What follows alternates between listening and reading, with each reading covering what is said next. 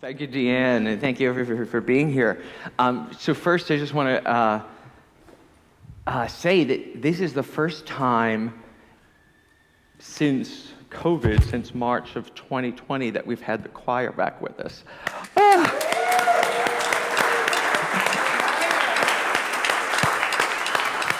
Woo!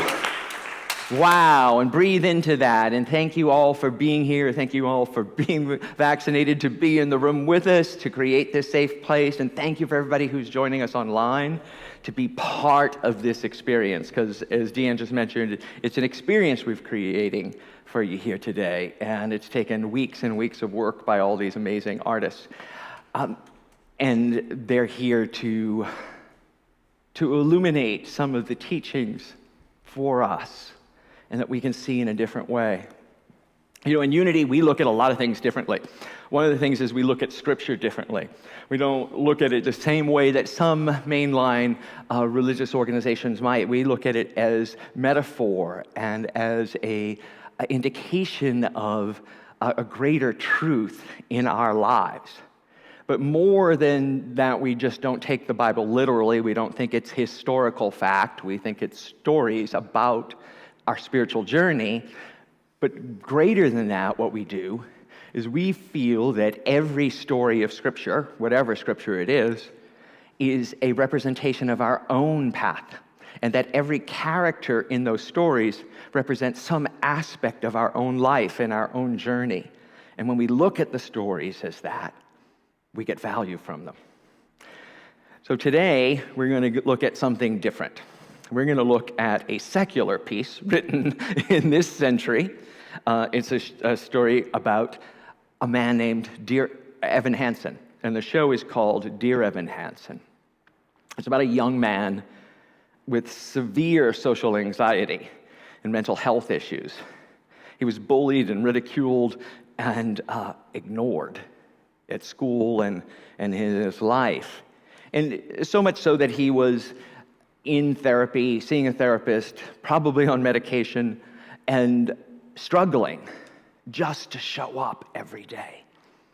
And God knows, we've all been there. And God knows that there are enough people in our families and our lives that have been there too. So what we're going to do today that's different, though, is we're not going to have a single person up here representing Evan Hansen.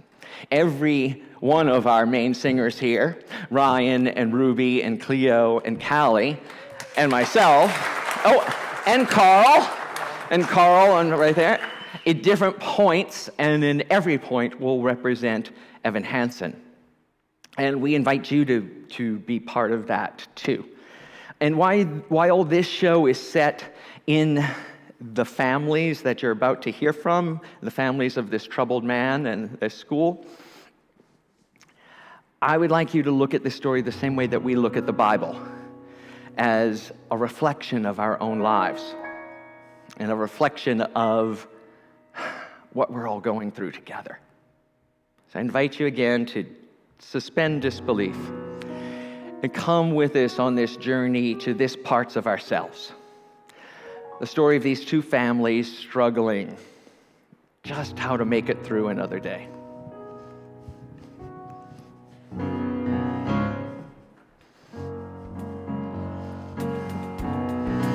Have you been writing those letters to yourself? Dear Evan Hansen, this is gonna be a good day, and here's why. I started one. Those letters are important, honey. They're gonna help you build your self-confidence. I guess. Can we try to have an optimistic outlook? Can we buck up just enough to see the world won't fall apart? Maybe this year we decide we're not giving up before we try. This year we'll make a new start.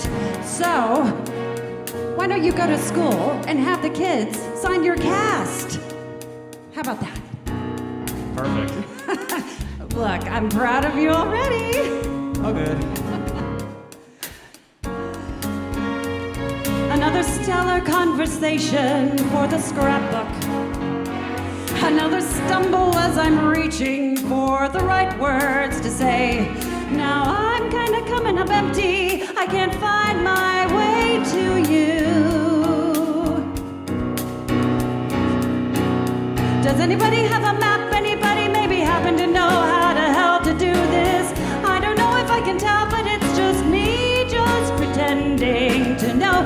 So where's the map? I need a clue. Cause the funny truth is I'm flying high and I'm making this up as I go. It's your senior year, Connor. You are not missing the first day. I already said I'd go tomorrow. Look at him, he doesn't listen. He's probably high. Oh, he's definitely high. I don't want you going to school high, Connor. Perfect. So then I won't go.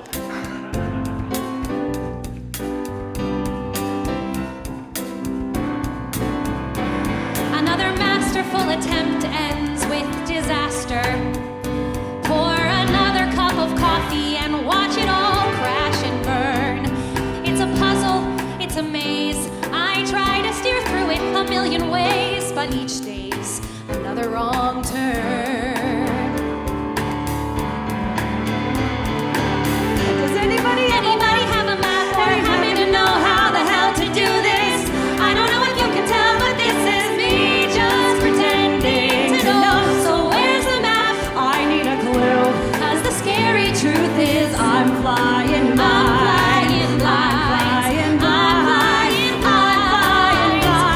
and I'm making this up as I go. As I go.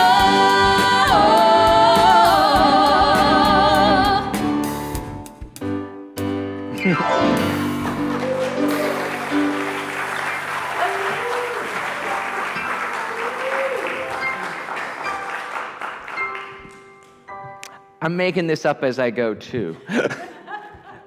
and some days between the kids and the jobs and the families and the pandemic and the people and the family and my mom and my dad, I don't see the map, right? But we know there is a map. We know there is one. We know our spiritual practices. We know the teachings of unity. We know the principles. And at the same time, when we get in those conversations with our family members and all that history comes running back and they give you that attitude, or you hear it in their voice and determine that's what they're thinking, and then you respond and all of a sudden you're off to the races.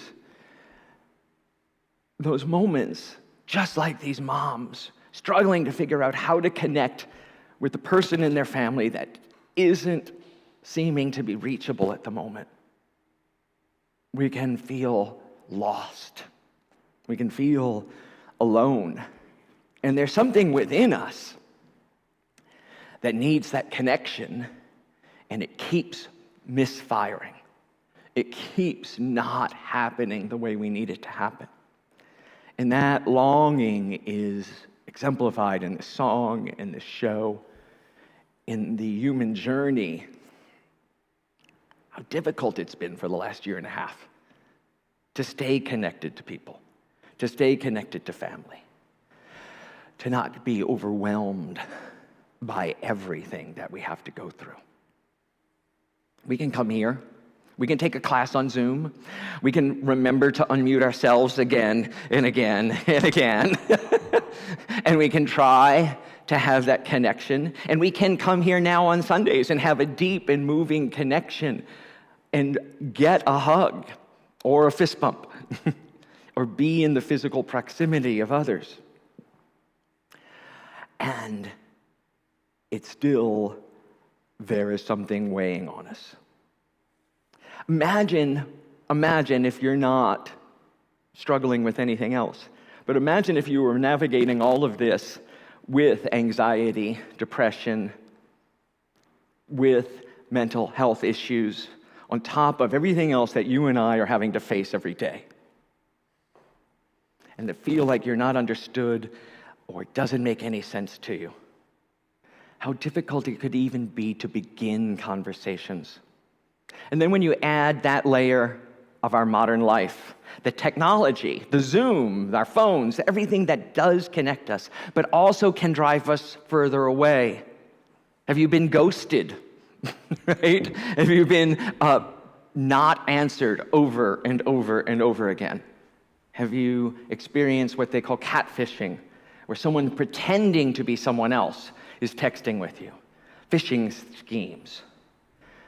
The depression that's being caused in us and our children because of the unrealistic images that keep bombarding them on their social media, and all their studies that prove that it causes depression in children, and yet we keep going on this cycle. That technology that's supposed to connect us can also push people further and further away. In many ways, we have turned away from each other and turned into our devices. This pandemic has only exacerbated the trend, and as human beings, we long for connection, to be seen and known.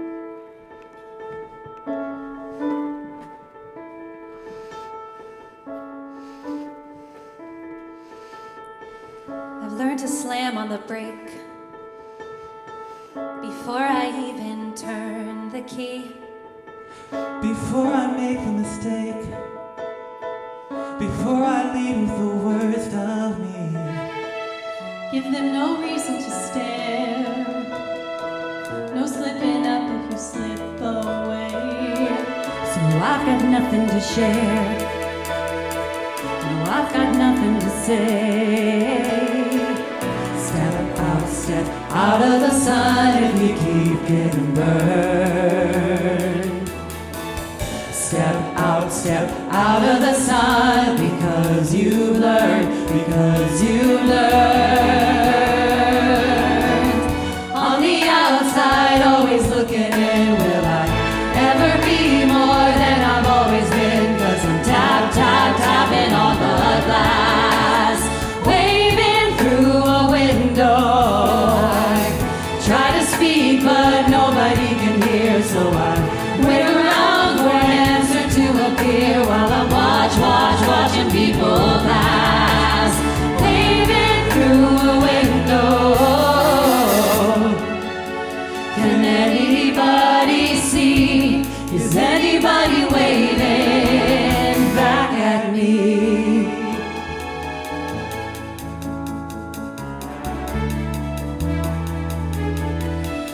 We start with stars in our eyes. we start believing that we belong. But every sun doesn't rise, and no one tells you that you went wrong. Step Out of the sun if you keep getting burned. Step out of the sun because you learn. On the outside, always looking in, will I ever be more than I've always been? 'Cause I'm tapping on the glass, waving through a window. I try to speak, but nobody can hear, so I wait around for an answer to appear while I'm watching people pass, waving through a window. Can anybody see? Is anybody waving? falling in a forest and there's nobody around. Do you ever really crash or even make a sound when you're falling in a forest? Nobody around. You ever really crash or just make a sound? When you're falling in a forest and there's nobody around, do you ever really crash or even make a sound? When you're falling in a forest and there's nobody around, do you ever really crash or even make a sound? Did I even make a sound? Did I even make a sound? It's like I never made a sound. Will I ever make a sound? On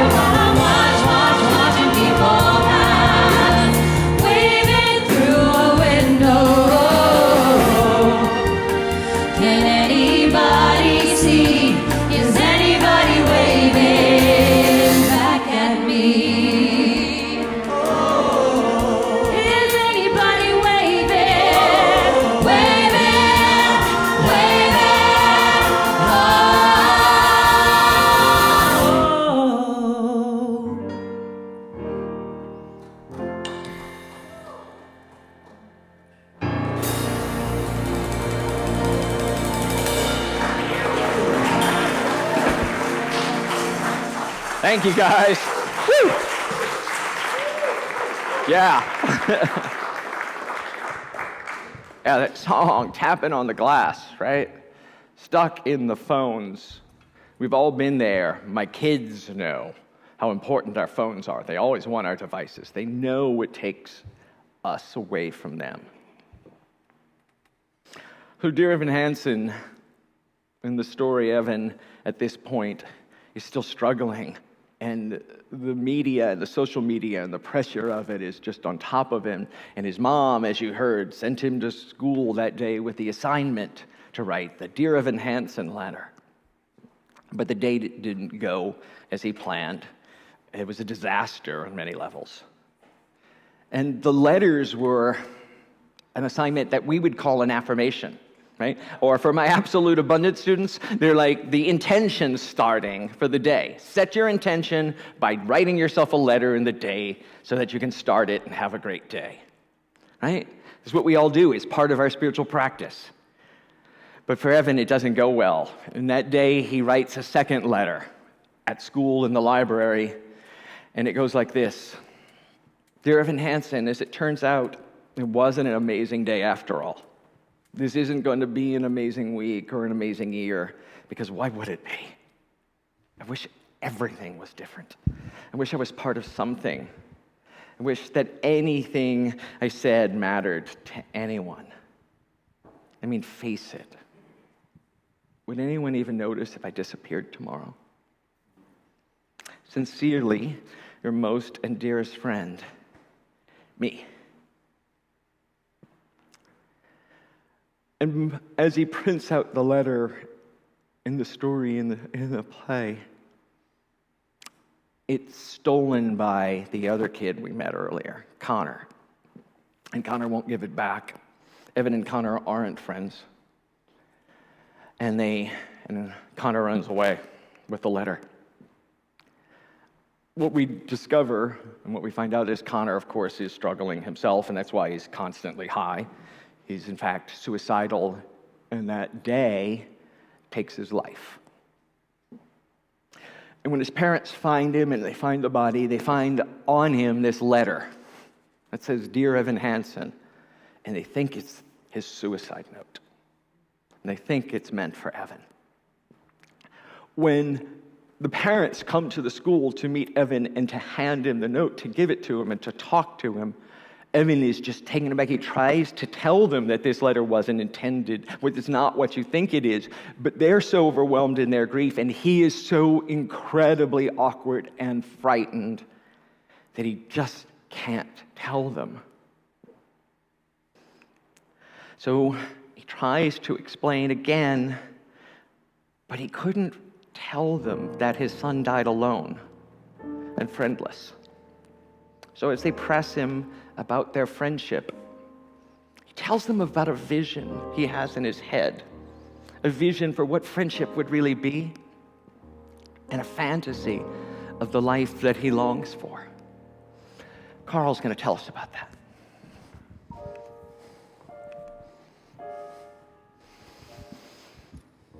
End of May or early June, this picture-perfect afternoon we shared. Drive the winding country road and grab a scoop at a la mode, and then we're there. There's an open field that's framed with trees. We pick a spot to shoot the breeze like buddies do. Quoting songs by our favorite bands, telling jokes no one understands except us two. And we talk and take in the view. All we see is sky for forever. We let the world pass by for forever. Feels like we could go on for forever this way. Two friends on a perfect day.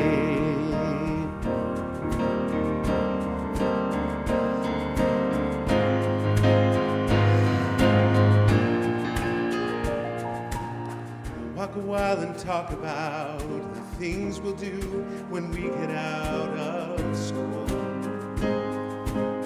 Bike the Appalachian Trail, or write a book, or learn to sail. Wouldn't that be cool?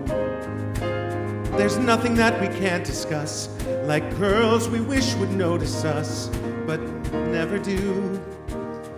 He looks around and says to me, there's nowhere else I'd rather be. And I say, me too. And we talk and take in the view. We just talk and take in the view.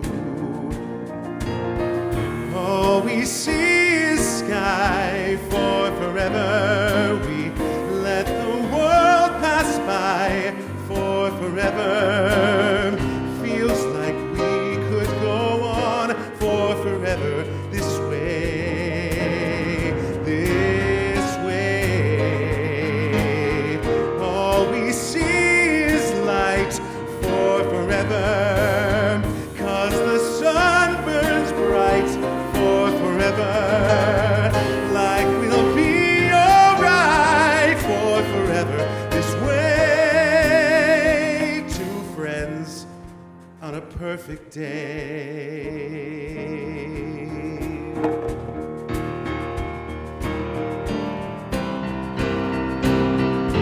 All we see is light for forever. All we see is sky for forever. Like we could go on for forever this way, this way. All we see is light, 'cause the sun shines bright. Like we'll be alright for forever this way.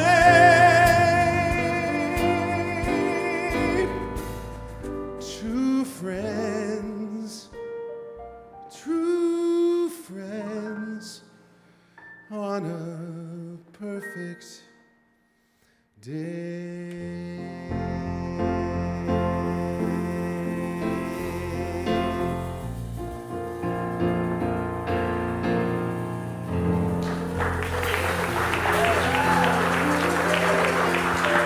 Carl Pantel.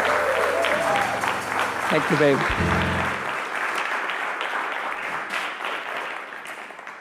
Perfect day. We all know that when you visualize, you create, right? Is some of the things that have made my life so much better. And so Evan visualizes this life that he wants for himself, this story he tells the family, and he gets caught up in the lie. They ask more questions, and he keeps building on this lie until it's well out of control, but it's also sucking him in because the family is wealthy and has a mom and a dad, and the yard, and the perfect life, it seems, to this kid's eyes. And he keeps just going forward, perpetuating the story. He gets caught in it and doesn't know how to get out. At school, they decide that they're going to do a memorial for Connor. And the authors of this show actually talk about the reason they wrote it was that they noticed that a teen suicide in their community, that all these kids and all these families gathered around. And everyone all of a sudden was friends with these bullied and isolated kids. And they told stories about them and made up communities and fundraising to help the kids. And that the whole story is based on this idea of how tragedy brings us together. But in this case, how a tragedy and a continuation of a lie brought them together. But the school decides to put a memorial together for Connor and for the victims of suicide. And so I'm going to invite the music team forward once again.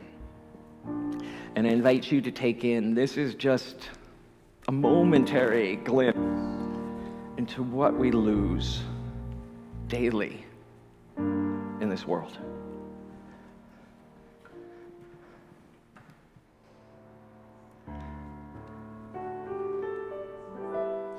No one deserves to be forgotten. No one deserves to fade away. No one deserves to disappear. No one deserves to disappear. No one should flicker out or have any doubt that it matters that they are here. No one deserves to disappear.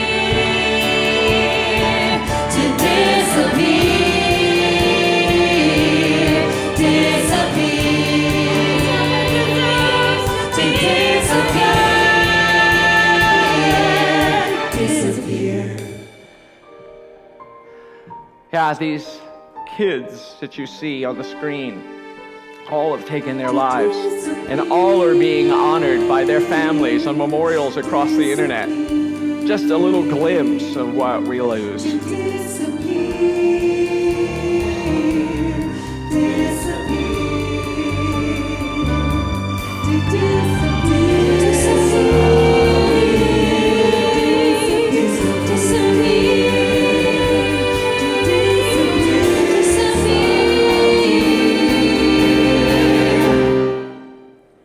Disappear.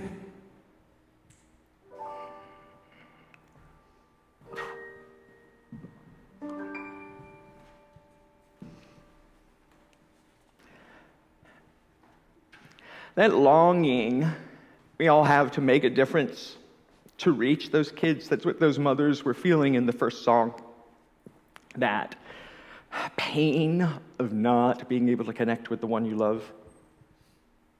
Unimaginable pain that families all around the world deal with, and we don't talk about enough. I know we all do what we can, all the time, like the song we just sang. And my husband does 4 hours a week on a text crisis line, talking to people, stopping countless moments like that for families. There's a human longing for us and divine possibility within us. No matter what age we are, no matter what our circumstances of our lives and births are. That connection that we teach and we know in unity, the connection that is the divine within us, and we have everything we need.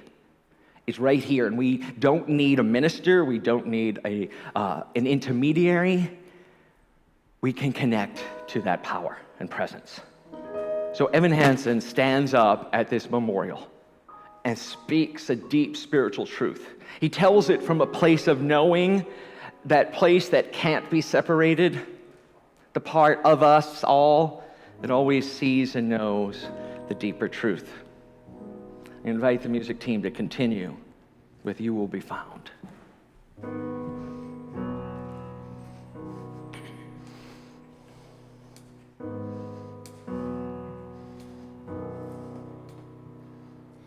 Have you ever felt like nobody was there? Have you ever felt forgotten in the middle of nowhere? Have you ever felt like you could disappear? Like you could fall and no one would hear?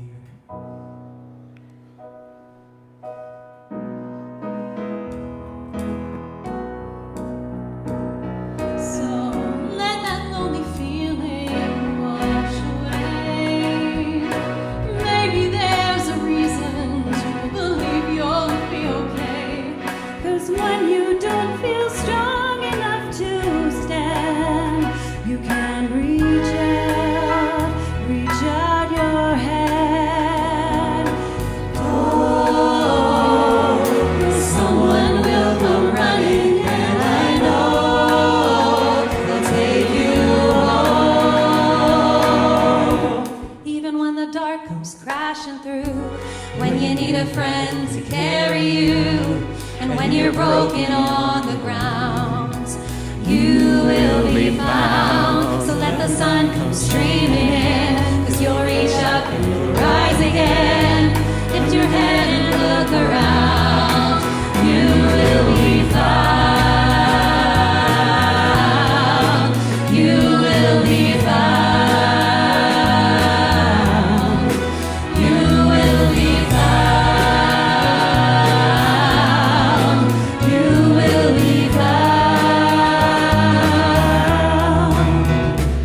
Evan speaks from that place within him that is always connected to spirit and truth. He speaks those words from his heart, and they land on very fertile ground. Someone was filming the memorial, and it gets picked up, put on YouTube and across the internet, and shared until more and more people are listening to what he has to say. There's a place where we don't have to feel unknown. Oh my God, everyone needs to see this. And every time that you call out, you're a little less alone. I can't stop watching this video. Please say you've saved the Take 5 minutes, this will make your day. From across the silence, your voice is heard.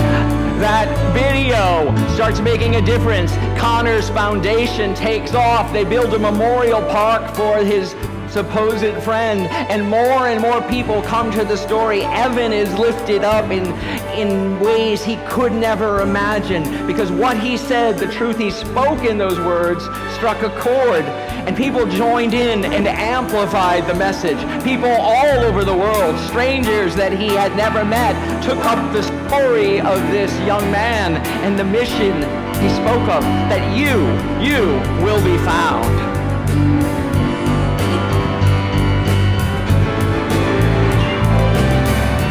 Even when the dark comes crashing through, when you need a friend to carry you, when you're broken on the ground, you will be found. So let the sun come streaming in, you'll reach up and you'll rise again. If you only look around, you will be found. You will be found.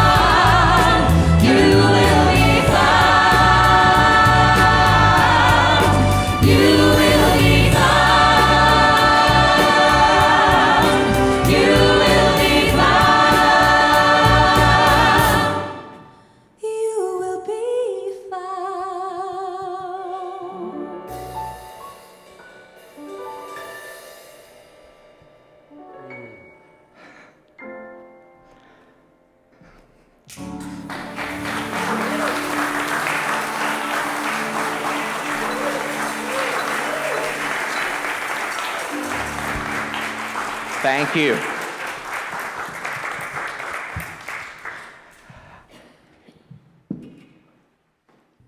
Even in the midst of all that truth, all it did for Evan was point out his inconsistencies and his lies. While everyone resonated with what he said, he was living this big lie, and the attention magnified his deception. You see, the problem is that you can't visualize and create your life based on a lie. It's different when we say, affirming, I am healthy. We're focusing on the part of us that is whole and healthy, and we're magnifying that. We're not lying about the conditions of our lives. We're not lying about the physical realities, but we're affirming the one part that we want to grow. Because Evan's success is built on this huge deception. Karma, of course, wins out. He can't maintain it, and the truth is known. And everything he had, everything he thought he was getting, all came crashing down around him. And everyone involved, Connor's family, his friends, all were traumatized again because they were deceived. Evan eventually ends up feeling worse about himself. At this point in the story, Evan sings a song and he sings these words. Nothing can make sense of all the things I've done. And I'd rather pretend I'm something better than these broken parts. Pretend rather than letting people see the worst of me. Because what if they saw? Would they like what they saw? Or would they hate it too? And those words resonate for me because it goes to a principle we talk about here all the time. There's a difference between guilt and shame. And guilt is, I've done something wrong. I'm sorry. I apologize for it. I make good. Shame is, I am wrong. There's something fundamentally flawed in me. And that's what Evan feels. That he did something wrong, that he is just broken parts. And so he has to come clean. He has to face what he's done and face the pain he causes. And he returns to the one place he knows he can always go. The one place where he's held and loved.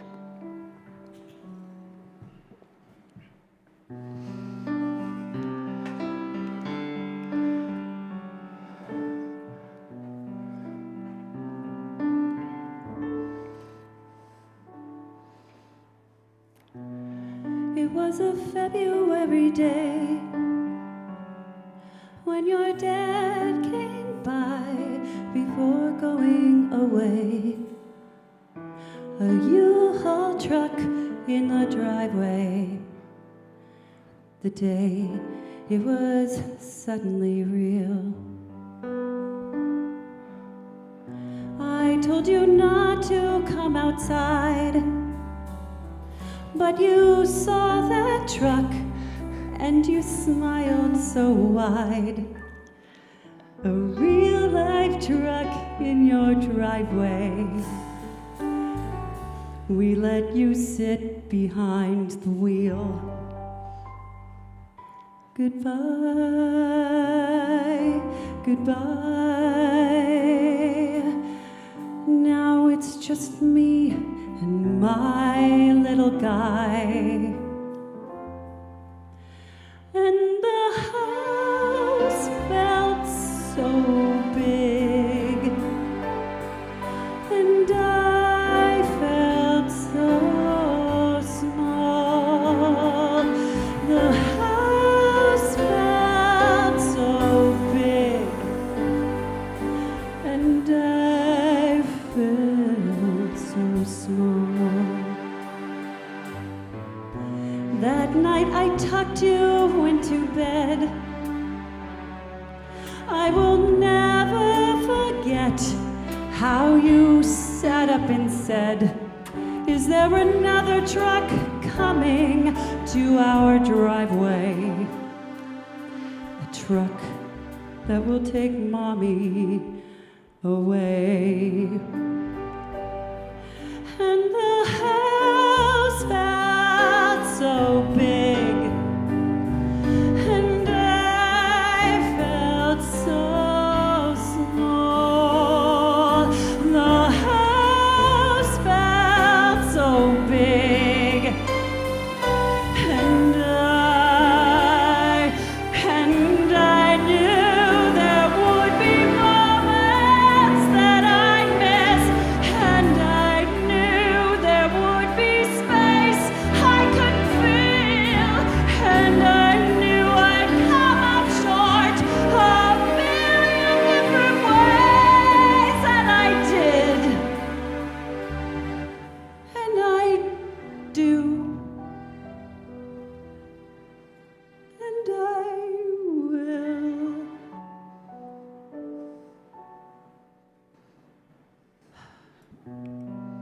like a February day.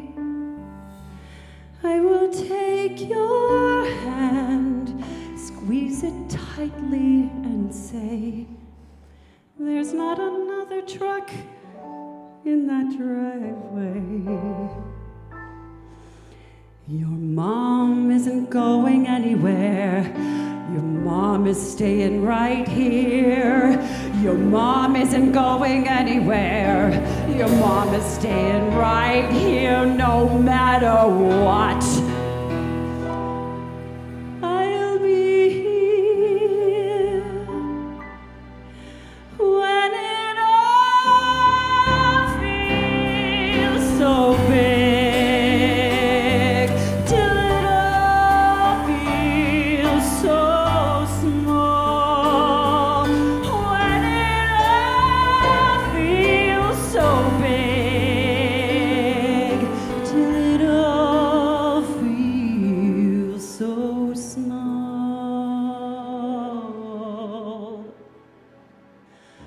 Till it all feels so small.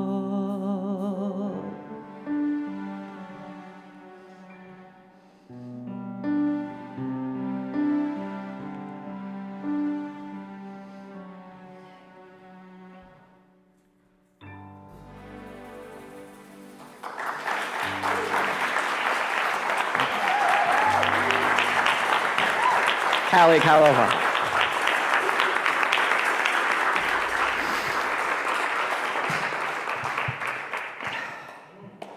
When all the pretense is stripped away, we can finally be our true selves, our real selves, knowing that we are enough. We are made in the image and likeness, and that our very being is a miracle. That every one of you is here is actually miraculous, and you are a precious gift that is not to be wasted or forgotten. Pure potential that exists to be seen and heard, known and nurtured. When we do this for ourselves, or we do it for anyone else, when we do it for complete strangers, when we do it for each other, we are actually letting the light of the divine out in the world. Right? We are doing divine work, God work, holy work, to be there for other people, to see them past any behavior and see the truth of who they are. When we choose to love and support rather than to criticize and to mock and to say, not good enough, we step into a place where we create a world where we do not tolerate bullying and shaming, putting down of others because who they are, the color of their nails, the color of their hair, or their gender identity, or any other non-important thing. There's a sign on my daughter's first grade classroom that says, mistakes are proof you're trying. Right? Right? Mistakes are proof we're trying, folks. They're not flaws of our being. And I had to sit in a first grade classroom to hear that in a new way that made sense. It's not the critic who counts. We know the story, the Brene Brown story. She elevated Teddy Roosevelt to new heights again. We're talking, it's not the critic who counts. It's not the one who sits on the sidelines and tells you not good enough. You could have done better. What the hell do you think you're doing telling that story? Why? Why would we care about Evan Hansen? Why would we tell that story? It's not that critic who counts. It's the ones who's in the arena trying to tell the story, trying to make a difference in the world. The ones like you and I who have a mission to do, to be, to share. It's the one who gets bloodied and bruised. When we make room for differences, lift up idiosyncrasies and mistakes, we are all the richer. When we celebrate the entire spectrum of the human condition and stop trying to reach this thing that's perfection that never really existed in the first place. We are spiritual beings having a human experience. Can we really just relax into the human experience and allow it to happen every step along the way? Then we can visualize a world that works for everyone, from the smallest to the largest, from the youngest to the oldest, and only see sky. All we see is sky forever. Dear Evan Hansen, today is going to be a great day. And here's why. Today, you're you. And that's enough.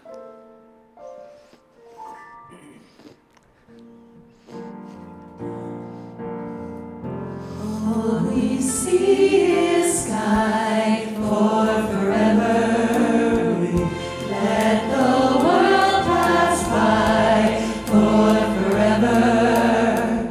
Feels right, we could go on for forever this way. This way. All we see is light. Watch the sun burn bright. We could be alright for forever this way.